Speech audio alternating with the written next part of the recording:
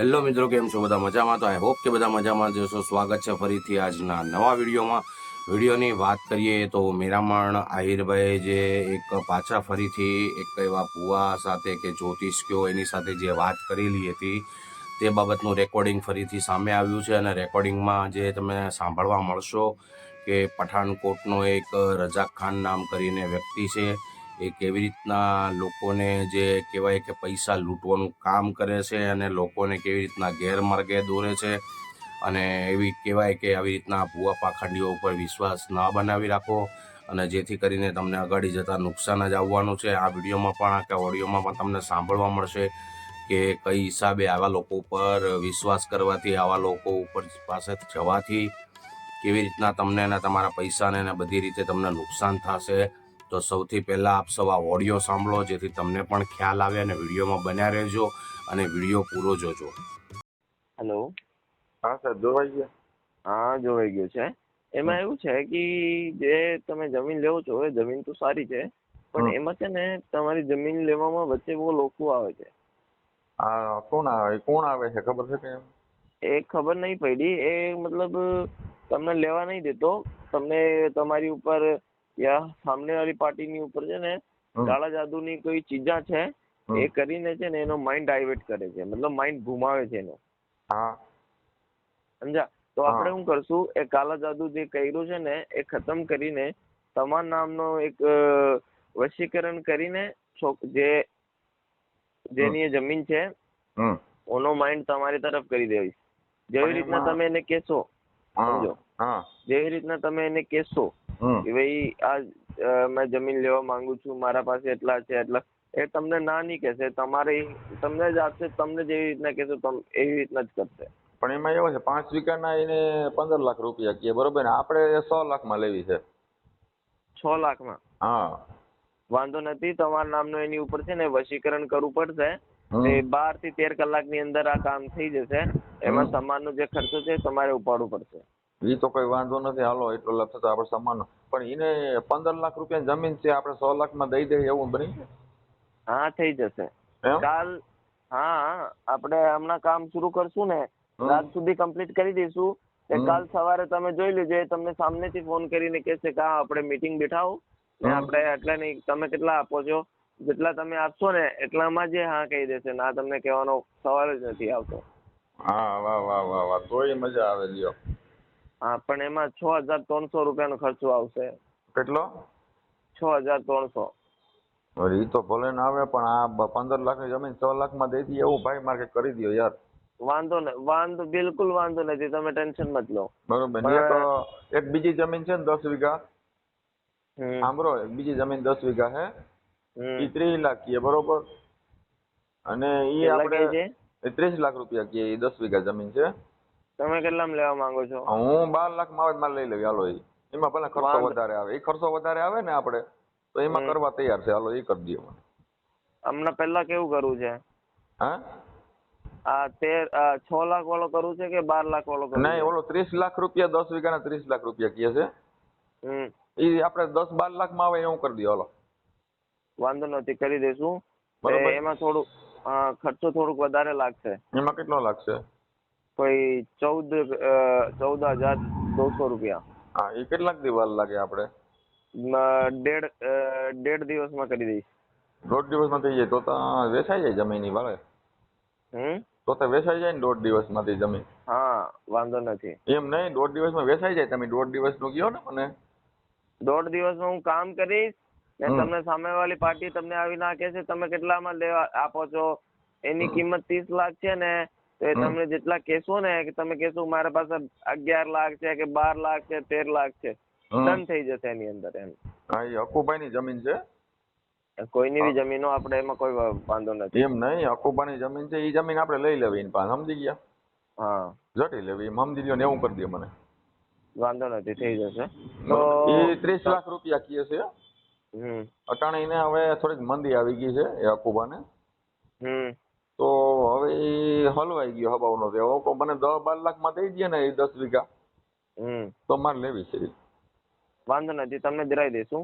તો એમાં વાંધો નથી, તમને દિરાઈ દઈશું. હા, તો એ હકુ ને કરાવી દો મને, બરોબર? તો તમને કેવું કામ શરૂ કરવું છે? આ 6 લાખ વાળો કે આ 12 લાખ વાળો? ના, હકુની જમીનનું જ કરવું છે આપણે. 12 આખુની જમીનનું જ કરવું છે? હા, હકુની જમીનનું જ કરવું છે. અડધો કલાકમાં હું કામ શરૂ કરીશ. તમે પેમેન્ટ કેવી રીતના નાખી દેશો? પેમેન્ટ તો મોબાઈલ થી થઈ જાય, પણ હું તમને એમ કહું હકુ વેચી નાખે એમ છે, કારણ મૂંઝાઈ ગયો બરોબર. એટલે વહેલું કરો જેટલું થાય એટલું. કાલ તો વેચી નાખશે ઈ. કાલ વેચવાનું છે? હા, કાલ તો વેચી નાખશે. એટલે જ કહું છું તમને, હકુ ઓટાણે મૂંઝાઈ ગયેલ પડ્યો. વાંધો નથી. આપણે છે ને 12 કલાકમાં કામ કરી દઈશું. અરે સાહેબ, તો મોડું થઈ જાય. મોડું થઈ જાય સાહેબ. મારે થોડું 2000 ખર્ચો વધારે થશે, કરી લેશો? કેટલો? 2000 રૂપિયા. 10,000? 2000 વધારે થશે. હા, તો કેટલા થાય બધા છે? 15,200 રૂપિયા થાય. પણ હવે તમારે એટલો બધો ખર્ચો કેમ આવે સાહેબ?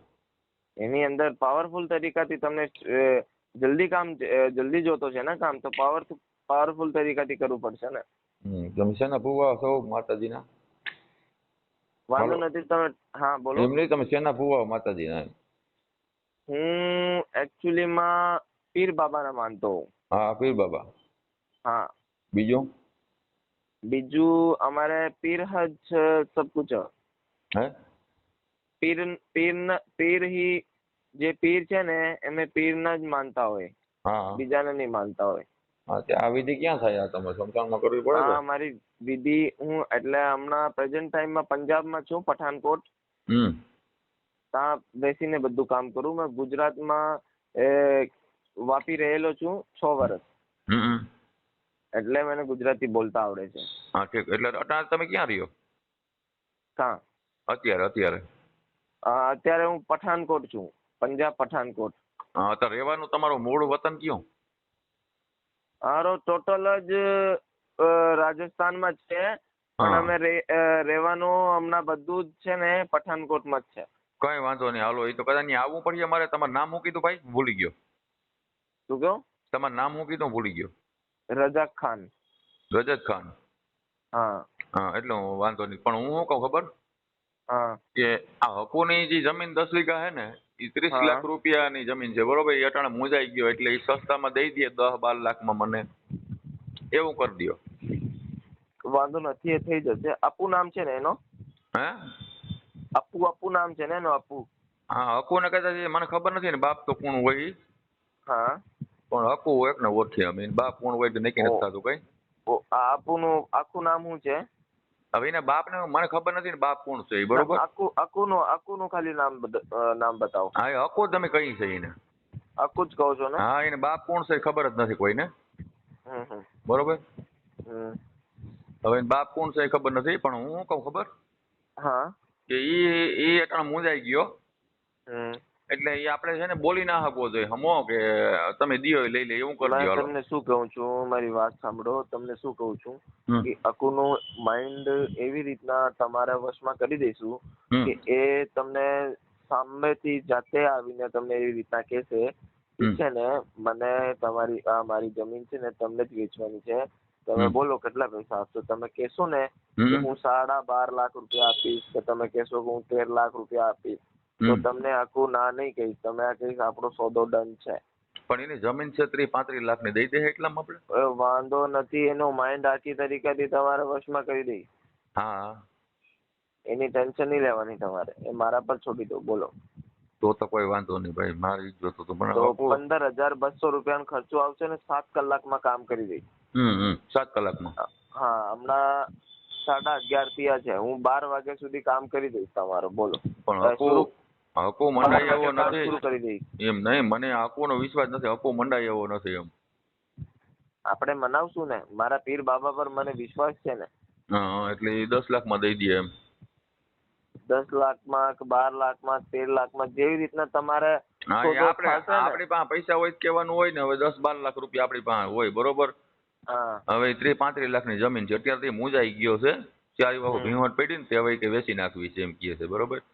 વાંધો નથી. આજે સાંજ સુધી છે ને, સાંજ સુધી આપણે 7 વાગ્યા સુધી 7:30 વાગે તમને છે ને રિઝલ્ટ મળી જશે. તમે જાતે કહેશો કે આપુ તમારી પાસે જાતે ચલાવીને આવશે. એના બાપનું નામ ખબર નથી મને, કોણ એનો બાપ છે ખબર નથી. એમાં કઈ વાંધો નથી. બાપનું નામની કઈ જરૂરત નથી આપણાને. એનું બાપનું નામ જડી જાય આપણે ગોતીએ તો? ના આપને જરૂર જ નથી. અપુનું નામ છે ને ખાલી એમ અપુ છે ને. હા અપુ પછી બાપનું નામ ગોતવું જડી જાય એમ ના એવી રીતના નહીં ગણી જાય. ના જડે ને ના બસ તો સારું નકર આપણે 1000 રૂપિયા વધુ ખર્ચો કરી નાખીને બાપ કોણ છે એ જાણી લઈએ એમ. હાલો એવી રીતના નો થાય, એવી રીતના નો થાય. હા તો આ કરજો હાલો હકીને જાઓ કોણ જમીન વાળું કરી દો હાલો. હા ચાલો કરી દઈશ. તો બાપની તો મને payment- ખબર નથી, કોઈને ખબર નથી કોણ બાપ છે ઈ. કોઈને જ નથી ખબર. તો આપણે શું કરવું છે ને બાપથી કઈ મતલબ છે? ના તો ખબર પડે નહીં આમાં દસ્તાવેજમાં આપણે કાગળિયામાં શું લખાવે તો આપણે ખબર પડે કે બાપીનો ઓરિજિનલ આ છે. એની પાસે કાગળિયા છે ને એની અંદર બધું જ નીકળી જશે. પણ એનો ઓરિજિનલ બાપ તો જોવો જોઈએ ને કોણ છે એમ એટલે મારી વાત સાંભળો. જેવી રીતે જે કાગળ જ્યારે આવશે ને ફાલતુનો ખર્ચો ન કરો તમે. હા કાગળ આવશે ને ત્યારે તમે કામ કરી લેજો. કઈ વાંધો નહીં હાલો. હા તો તમે પેમેન્ટ કેવી રીતના નાખશો? હવે હું તમને એક વાત કરું આખી. તમે ઓલા અમિતભાઈ ગોહિલ છે એના રૂપિયા તમે લીધા હતા 3000 રૂપિયા. હું લીધેલા? તમે નહીં તો એને તમે એમ કીધું હતું કે તમારી જમીન હું આરડીમાં વેચાવી દઉં, બરોબર? એ જમીન વેચાણી નથી, 2-6 મહિના થઈ ગયા, તો એને તમે ફોન ઉપાડતા નથી. ના ના ના આપણે લીધો જ નથી. અમિતભાઈ નો કામ જ. ભાઈ મારી પાસે કોલ રેકોર્ડિંગ છે. હું કે તો તમને કોલ રેકોર્ડિંગ નાખું. હું તમને શું કહું છું એમ નહીં, તમે આવા થતિંગ કરો. અરે એને મને આપ્યા ને તમારા નંબર મને થોડા મળે. એ કે મારી પાસે 3000 રૂપિયા લઈ ગયા ને કે મારી જમીન વેચાવી દઉં ને ભાઈ કે 3000 નાખી દો. તમે એવું બધા કરતા પાકિસ્તાન હાવ આપણે 20-25 માં આવે એવું કરી દો ને હાલો ને પાકિસ્તાન વેચાતું લઈ લઈએ આપણે. હે ના આપણે નથી કરતા એવું. પણ એમને આ પાકિસ્તાન કોઈ કરો ને હાલો ને મોદી દઈ દે 10 લાખ રૂપિયા પાકિસ્તાન વેચાતું કરી દો હાલો. એને બોલતી બંધ કરી દો મને. હે હાલો.